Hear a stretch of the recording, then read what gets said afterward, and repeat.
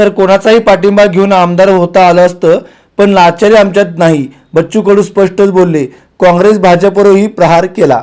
बच्चू कडूंनी लाचारी स्वीकारली असती तर कोणत्याही पक्षाचा पाठिंबा घेऊन आमदार होता आलं असतं, पण मी शेतकऱ्यांसाठी बोलत राहणार, अजून पडलो तरी त्याची पर्वा नाही, असं वक्तव्य माजी आमदार बच्चू कडू यांनी केलंय. मी हे शेतकरी म्हणून बोलत आहे, त्याला कोणाला राग आला तरी चालेल, पण बच्चू कडू याची पर्वा करत नाही. तशीच ही लाचारी नाही, मी कधीही लाचारी स्वीकारली नाही.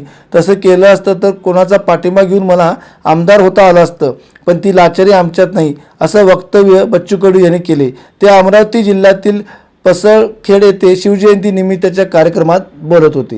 पार्टी कोई भी रहो लेकिन किसान के हित की नहीं होती, हे 75 वर्षात आम्ही पाहिलं. कोणी असो, हे कुठल्या पक्षावर बोलत नाही, शेतकरी म्हणून बोलतो. राग आला तरी 72, अजून बोललो पडलो तरी 72. बच्चू कडू त्याची पर्वा करत नाही. आमचे अभिजितराव म्हणतोय नेहमी, आता बँकेचं सरळ बँक ते बोलू नका. म्हटलं ही लाचारी जर करता आली असती तर मला कोणाचा पाठिंबा घेऊन आमदार होता आलं असतं ना, होता आलं असतं. पण ती लाचारी आमच्या नसानसात नाही आहे.